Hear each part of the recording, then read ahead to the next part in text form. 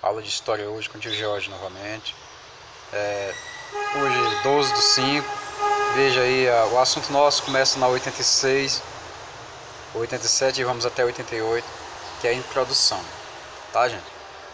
Essa é a parte introdutória. A gente vai ver hoje uma das figuras mais notáveis da história do Brasil. Foi Getúlio Vargas, tá?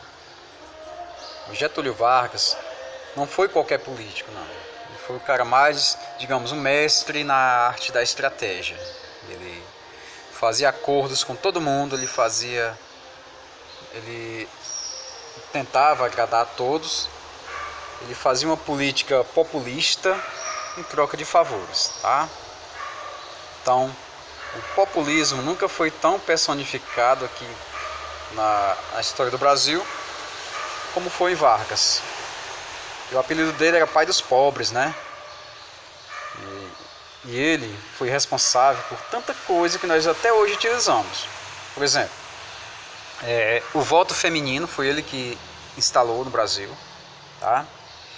A carteira de trabalho, que não existia antes dele, foi ele que trouxe para nós. O Cristo Redentor ele mandou construir para agradar a Igreja Católica, para ter apoio da Igreja. A Petrobras foi ele que criou também. As férias remuneradas foi ele que criou também. O auxílio gestante, quando a mãe, a trabalhadora, tinha que ganhar o filho, tinha que ter aquele auxílio, aquela licença, foi ele que também criou, né? Ele criou a USP, que é a Universidade de São Paulo. Ele criou a legislação trabalhista, que não existia no Brasil. Ele criou o Ministério do Trabalho, que também não existia no Brasil. Ele criou o sistema eleitoral, o TSE, que também não existia no Brasil. Então, isso aí foi só um pouquinho do que ele criou. Ele criou tanta coisa, a gente vai ver no decorrer do tempo, que o Getúlio Vargas ele fez coisas que nenhum outro presidente jamais pensaria em fazer. Porque o Getúlio Vargas ele dedicava muito da sua atenção a uma economia que fosse florescer do Brasil para o mundo, né? Indústria nacional, uma indústria de substituição, que na economia a gente chama de uma indústria de não precisar trazer coisa lá de fora, mas produzir aqui dentro do país, né? E o Getúlio Vargas ele comprou muita briga, viu? Por causa dessas ideias dele. Ele comprou muita briga com patrões, ele comprou briga com partidos políticos de oposição, ele comprou briga com pessoas que eram ligadas ao liberalismo. Ele comprou briga tanto com pessoas que eram ligadas até ao nazismo mesmo. Tanto é que ele fazia um comércio tanto com a Alemanha quanto com os Estados Unidos. Ele tentava agradar todo mundo. Tanto é que o tempo que Getúlio Vargas passou no poder no Brasil, gente, é conhecido também como ditadura simpática, né? Ditadura simpática. Ele tentava agradar todo mundo, tá? Embora não conseguisse, mas ele tentava ir com seus inimigos de mãos dadas até o momento em que fosse preciso fazer aliança com mais alguém que ele não gostasse. Enfim, esse era o Vargas. Esse foi o Vargas que governou por muito tempo. Passou o quê? Além desses 15 anos aqui que a gente marca aqui, né? Passou mais 5 anos. Passou cerca de 20 anos governando o Brasil. Até que meteu uma bala no peito, cometeu suicídio, né?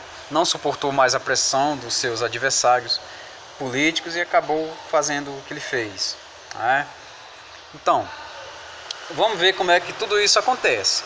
Começa a surgir em 1930, mais precisamente um ano antes, o terrível 1929, o ano que a economia capitalista quebrou. A gente deve lembrar disso aí nas nossas primeiras aulas do ano.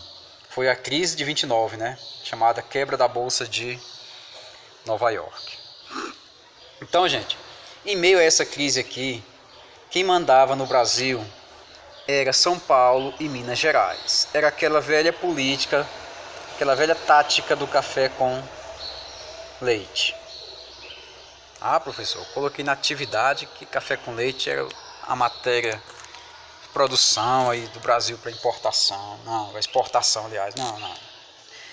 Café com leite aqui, no contexto da política, quer dizer que ora mandava o pessoal de São Paulo, ora mandava o pessoal de Minas Gerais.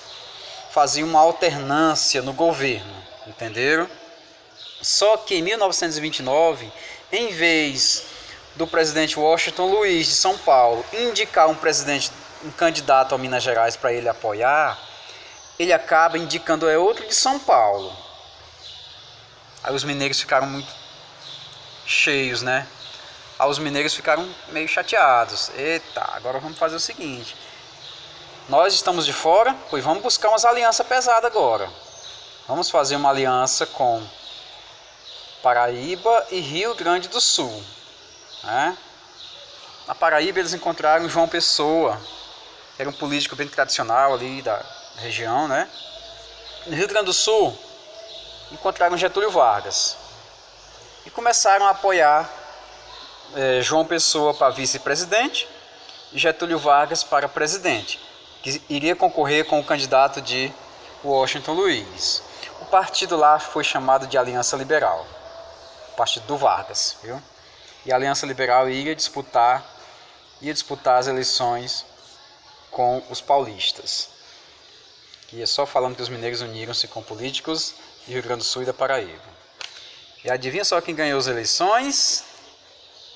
Os paulistas. Os paulistas venceram as eleições, né? E ficaram meio que no poder por um tempo ainda. Até que o pessoal da Aliança Liberal começou a acusar eles de fraude, né? As eleições foram fraudadas, não deu certo, foi um erro, teve roubalheira, contagem de voto, o voto era aberto, enfim. Né? Tanto é que uma das medidas que o Getúlio Vargas fez foi exatamente colocar o voto secreto, que não existia, não era assim no Brasil antigamente. Antes de Vargas não era o voto secreto, o voto era aberto. Então qualquer um poderia fraudar, quem tivesse mais dinheiro poderia fraudar as eleições facilmente. Né? Então a Aliança Liberal ficou chateada, querendo uma recontagem dos votos, querendo uma nova eleição e não sei o que mais, até que chegou um momento em que o vice de Getúlio Vargas, João Pessoa, que hoje é o nome da capital da Paraíba, né? João Pessoa, foi assassinado, né? Mataram João Pessoa e o pessoal da Aliança Liberal acusou o governo. Aí você tira. E imediatamente os tenentes, o pessoal do exército apoiou a Aliança Liberal e a única alternativa que teve para o Washington Luiz e seus aliados foi deixar o governo e Getúlio Vargas iria assumir provisoriamente a presidência da República. Tá bom? Provisoriamente. A primeira coisa que Getúlio Vargas fez ao assumir provisoriamente foi tirar todos os governadores dos estados e colocar lá um interventor, alguém de confiança dele. Certo? Cuidado que isso aqui é importante. Ele colocou em cada estado um representante da sua confiança, de preferência um tenente, que é o pessoal que estava apoiando eles, e que fosse de inteira confiança. Então com isso Getúlio Vargas já ia logo eliminando os focos de resistência nos estados. Viu? A estratégia dele já começou daí. Então Getúlio Vargas, após ter colocado esses interventores em cada estado, os paulistas ficaram meio chateados, claro. A oligarquia de São Paulo ficou ali mordida. Como é que a gente ia fazer para tirar o Vargas dali? Fazendo isso, o Vargas não estava mais respeitando aquela Constituição de 1891. A primeira Constituição da República, que a anterior foi de Dom Pedro. Então, Vargas não estava respeitando. Então os paulistas, você não está respeitando a Constituição, está errado. Tem que mudar esse negócio aí. Né?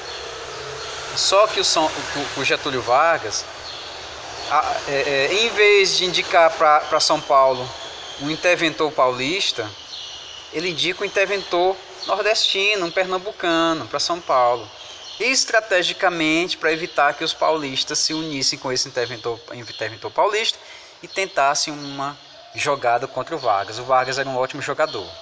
Então olha só, colocando o pernambucano aqui, lá em São Paulo, os paulistas detestaram a ideia e os paulistas se uniram para pegar em armas na chamada Revolução Constitucionalista de 1932. Eita, professor, e agora? Os paulistas foram para a briga, né? Por que é chamada constitucionalista? Porque o Vargas não estava respeitando a Constituição e os paulistas chamaram essa revolta, digamos assim, não, já que ele não está respeitando a Constituição, vamos logo para a guerrilha, vamos logo para derrubar de vez, né? E esse embate aí entre paulistas e a Aliança Liberal durou cerca de 3 meses, né? Uma guerra danada, uma guerra civil danada, né? São Paulo se rende, São Paulo não consegue, São Paulo perde a guerra, vamos dizer assim, né? E Vargas convoca uma Assembleia Constituinte. Depois que ele derrota os paulistas, é que ele vai tentar, digamos, fechar essa Constituição e o Congresso e criar uma nova Constituição. Pessoal, quando um presidente convoca uma Assembleia Constituinte, isso significa dizer que ele pretende criar uma nova Constituição. Tá bom, gente? É isso aí que quer dizer. Foi assim durante a história do Brasil quase toda. Tivemos 7 constituições. Olha, não é só a minha parte preferida da história falar de constituições, é ótimo. Mas se você se ligar nessa palavrinha bem aqui, Constituição, e começar a pesquisar a respeito dela, você vai indiretamente aprender tanto sobre a história do Brasil, vai aprender tanto sobre política, sobre economia, que você nem imagina o quanto você vai ter de conhecimento quando você começar a pesquisar sobre as constituições, a diferença entre elas, que eram 7, mas todas diferentes entre si, né? Então Vargas resolve então, começar a montar a próxima Constituição, a Constituição de 1934, certo? Uma Constituição bem rígida, pegava mesmo ao pé da letra, viu? Vargas, para calar a boca também dos paulistas um pouquinho, ele cria o Conselho Nacional do Café, né? Ele cria o Conselho Nacional do Café. O que é isso, professor? É o seguinte, se o pessoal do café, em meio à crise de 29, passando para a década de 30, estava uma crise danada no capitalismo, o pessoal não estava vendendo café para canto nenhum. O que é que o Vargas fez? O Vargas criou um órgão que ia pegar todo esse café e segurar o preço dele nas alturas. Como?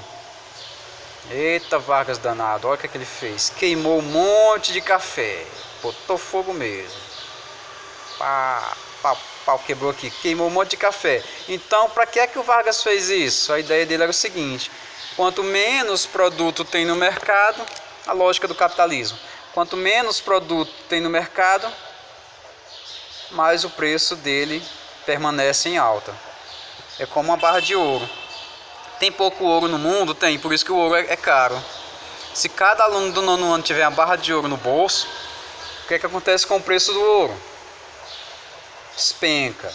Mas como não é todo mundo que tem esse ouro, o preço do ouro vai lá para as alturas. Tudo que é raro é caro. Tudo que é raro é caro. E o Getúlio sabia disso. Então ele pegou e tocou fogo em um monte de sacas de café, de fazendeiros que não estavam mais vendendo. Fez uma verdadeira, digamos, revolução ali na coisa da economia do Brasil, né? Isso para segurar, manter o preço em dia. E a oligarquia, claro, apoiou, né? Então hoje ele já estava começando a conquistar o pessoal de São Paulo, estava começando a conquistar a moçada, né? Só que o foco dele não era essa economia do café, não. O foco dele não era esse produto primário de alimentício, coisa não. O foco do Vargas na economia era implantar a indústria de substituição das importações. Pessoal, guarda esse nome aqui. Ele pretendia implantar a indústria de substituição das importações. Ah, professor, sei lá o que é isso, só sei quando eu for fazer a prova do IFP ou for fazer meus simulados de Enem no próximo ano. E vai aparecer isso aqui com certeza, né? Então, como é que aparece nessas provas? Aparece em textinho para você interpretar. Se você não souber o que é indústria substituir importação, o nome está dizendo, já está dizendo. Aí você vai ficar com dificuldade, né? Ó, isso aqui é para evitar de comprar produto importado e, em vez disso, fazer o produto aqui mesmo no Brasil. Essa era a ideia do Vargas. Essa era a indústria que ele defendia. Viu? E não está errado não. Assim, porque se fizesse tudo aqui, o Brasil ia se libertando aos poucos do capitalismo internacional. Ia parar de ser um mero consumidor, ia ser um produtor como um país grande, como um país rico que o Brasil é. Só é um pouco mal gerenciado, né? Então, essa é a indústria que o Vargas queria, que ele sonhava para o Brasil, né? Em 1932, 2 anos antes dele promulgar a próxima Constituição, ele regulamenta o Código Eleitoral. Ele começa a entender que voto aberto só dava fraude, então o voto agora ia ser secreto. O voto agora ia ser secreto, totalmente. Ninguém mais sabia, não adiantava mais o coronel querer enganar o povo não, agora o povo podia enganar o coronel também. O voto feminino, o Vargas instituiu. É lei agora, mulher pode votar. Antigamente mulher não votava. Viu? Ele criou a Justiça Eleitoral, exatamente para fiscalizar fraudes às eleições. Nós jamais poderemos dizer que o Vargas foi o cara que pensou só nele. Né? Não é bem assim. Criando essas coisas, ele começava a instituir, embora ele fosse corrupto, porque ele também não era santo, ele começava a instituir uma legalização das instituições no Brasil, viu, gente? Ele criou o TSE, que é o Tribunal Superior Eleitoral, para ajudar a Justiça Eleitoral, digamos, a fiscalizar as eleições, a fiscalizar, fazer todo o procedimento eleitoral e a coisa ficar mais organizada. Aqui, por enquanto, é só algumas coisas que o Vargas fez. Aqui não é nem o começo. Ele fez coisas que até hoje nós utilizamos. Temos férias? Temos 8 horas de trabalho por dia? Temos, graças ao Getúlio Vargas. Viu? Aqui foram as medidas trabalhistas. A Igreja Católica pulou bem acolá. Rapaz, Vargas, tu quer fazer tudo sozinho.